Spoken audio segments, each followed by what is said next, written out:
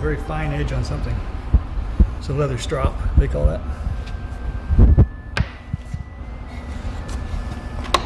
And there's some small hand tools. Pointy ends on them mostly. Awls. And a very small screwdriver. Which needs a grinding. And I don't know, pattern or something.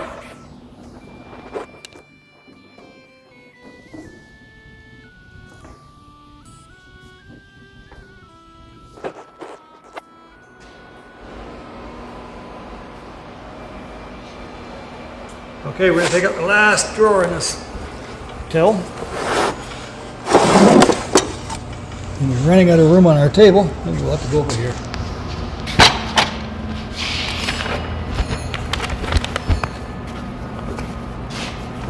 It's incredible how many tools fit into this box. So this is an old tape. I tell it a tape because I'm used to tapes, but this is a measuring stick. All folds out.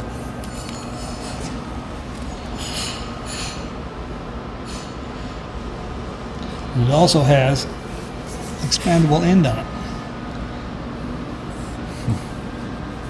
Maybe measure the depth of a hole.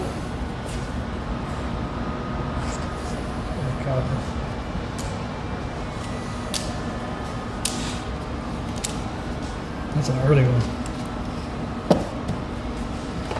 And here we have more of these fine squares.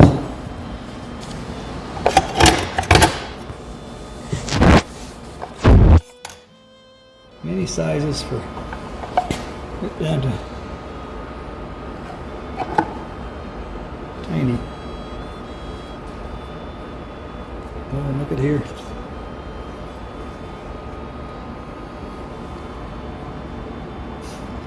Your angle finder.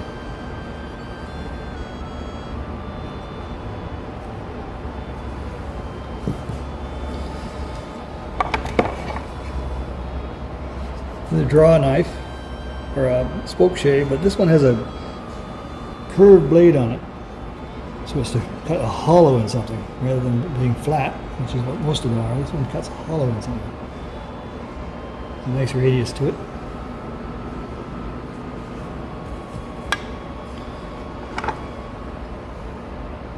I think it's supposed to be a rule comes through here.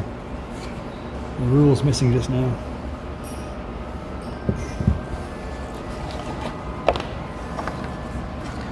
More marker gauges, old ones, all wood with wedges on this one.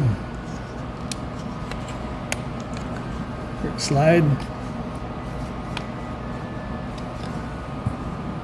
And this one has a wooden screw on it.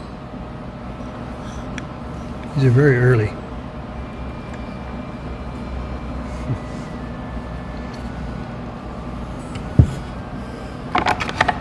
Oh, another spoke shave, very high quality one,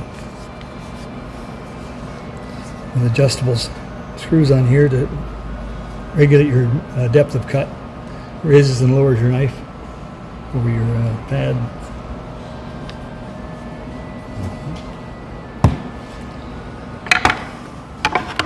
More of these. This one appears to have ivory mount here for the slide. They used ivory before plastic. They had ivory. Before Bakelite, they had ivory.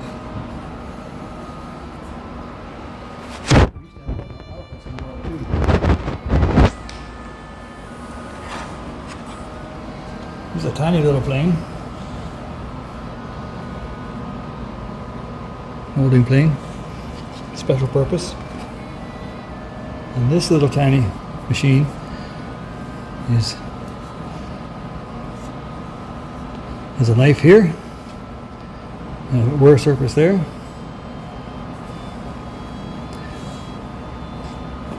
Mark the edge, I guess. I've never seen another one like that.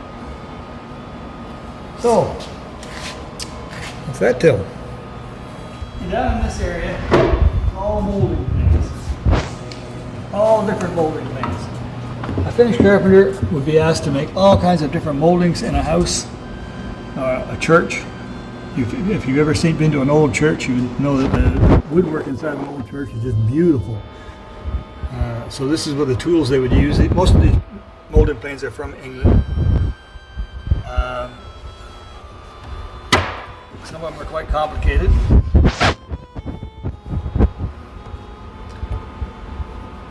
Very nice shape, most of them. But these are all just molding planes. Mr. Duck was a fine carpenter. He had the tools to go with that. So over in here, we're going to get into some larger tools.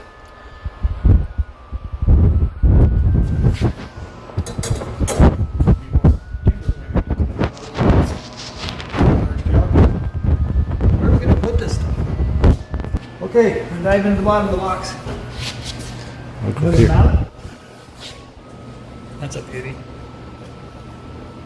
All four sides the same. Little use. This is probably a burl as well.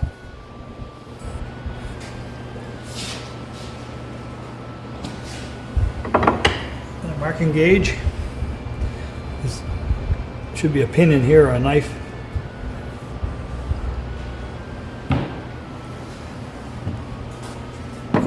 More mallets. This is for small work, tapping on small chisel. This is for bigger work. Somebody's tapping on something quite a bit now.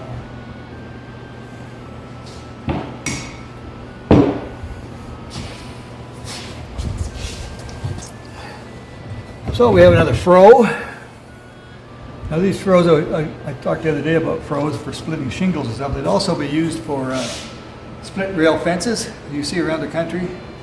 All those split rails were all originally round cedar logs, most of them, and they used a froe to split them into quarters most times, depending on how big the log was.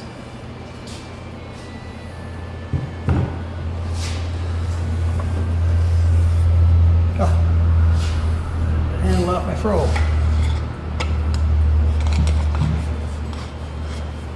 Some of these tools were made to be disassembled so they'd fit into the box better.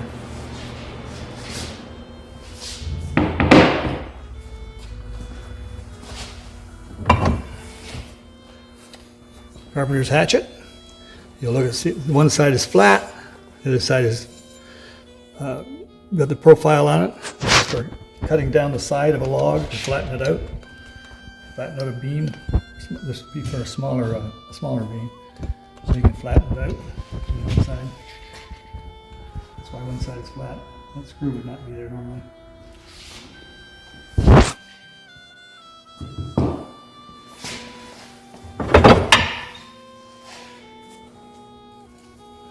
Well, that's all right. It's a fawn's foot. They call that a fawn's foot on the handle. Good looking tool. It'd be for splitting shingles, I think. To width. Splitting shingles to width. Here we have a disassembled clamp. Wooden threads on it. It goes through into these holes. Make yourself a clamp. These are disassembled so they will fit in the box. You assemble them on site.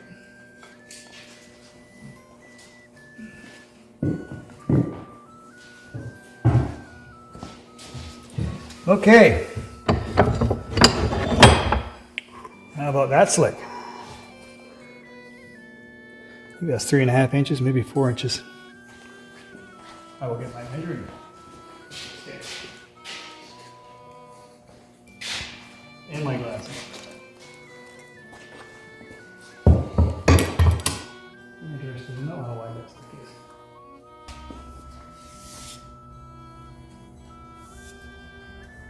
What does this say?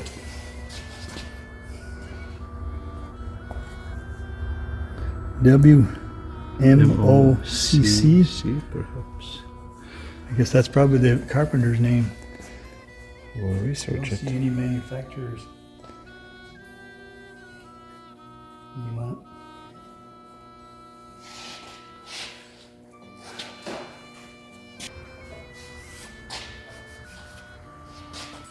A little broken handle on that one. They're heavy use. The original handle. Still got his marks on it. And there's a name on this one too.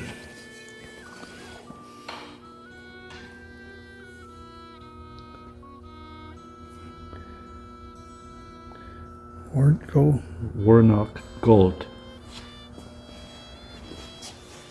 Is it from Gold by Cambridge? And another one. Smaller one this time.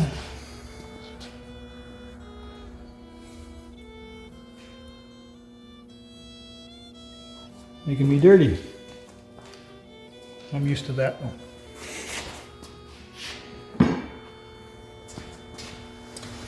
What do we got here? Oh, here's a pickaroo. Pickaroon they call this. This is for handling logs. It's got a nice little fonts put on it again. You use this for pulling a log toward you, or a board toward you, like this, out toward you. I use one of these to unload the back of my pickup truck when I put firewood in it. Reach up into the bed and pull the firewood toward me. I found that very handy. I have a few of these. They're called pickaroon.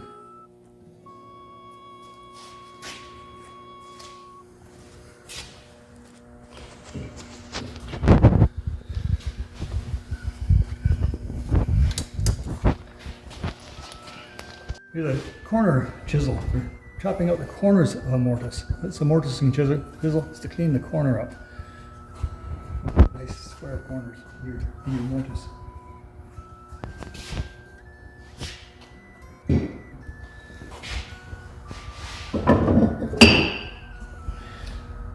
This is a hand as for cleaning out. These would often be used with a cooper to make barrels. Cooper would make barrels. This would be usually used with it for a cooper. It's a cooper tool. Wooden barrels.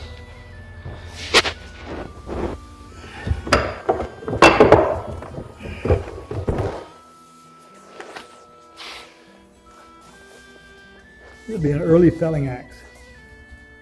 For felling a tree.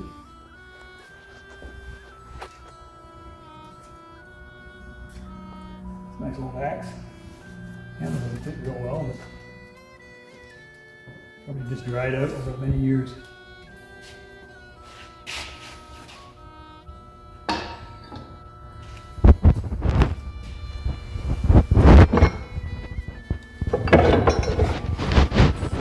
There's an adze.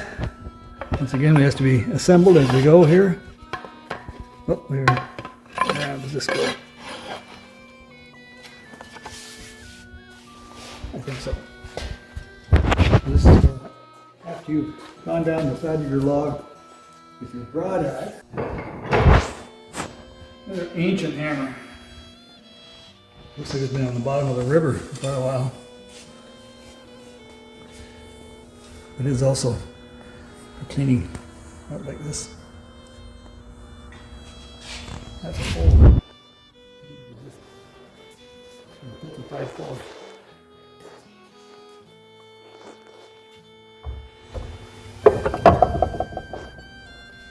Pick. Pointing toward you. Probably a sawmill tool. Moving lumber around in the sawmill. Or on the job site when you're working with logs. This is called a mortising axe. This helps you clean out the squares in your beams. Mortising axe. So you can chop up. First of all, you would use one of the big augers to drill a hole, or a series of holes, and then you use something like this to rough it out. And then you use your chisels to clean it up nice and neat.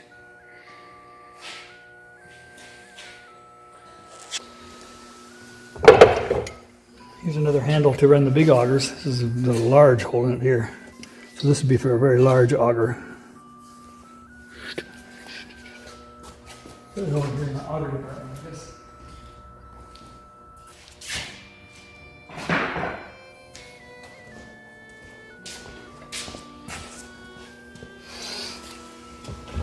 And here's the broad axe I'm looking for. Ooh. Ghosts. So this broad axe has a flat side as well, and it contours on this side. So it would be for going, and also if you look close, the handle is actually bent away from the head a little bit. Gives you some clearance, get on the side of the log.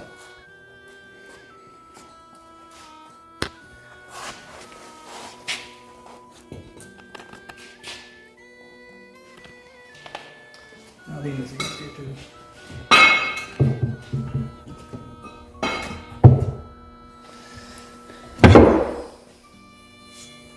It's like a grub hoe to me. That's actually for agriculture. Grub roots out and such. Here we have another selection of small planes. Smoothing planes.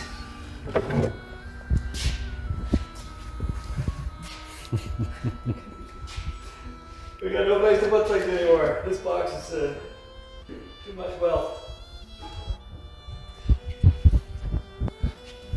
Well, we're almost done.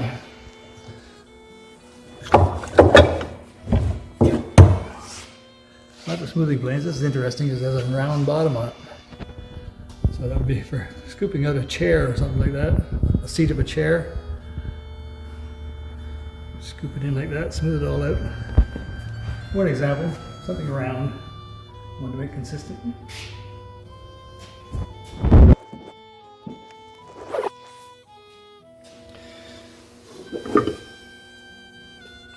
Very small little plane, also round on the bottom. Specialized uses. May very well have been tradesman made just for his tool, for his job.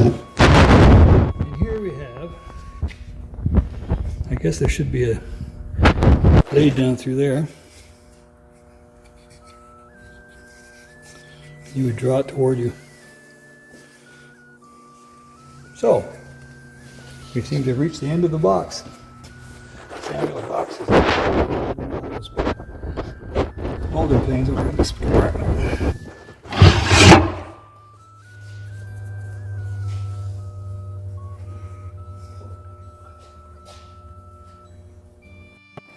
This didn't come out of the box. I found this later, but this is I believe they call it a commander. And it's to drive the beams together. So when you have your mortars and tenons and you've got a big beam and you're trying to knock them together, this is what the hammer you use to knock them together. And you put your pins in afterwards.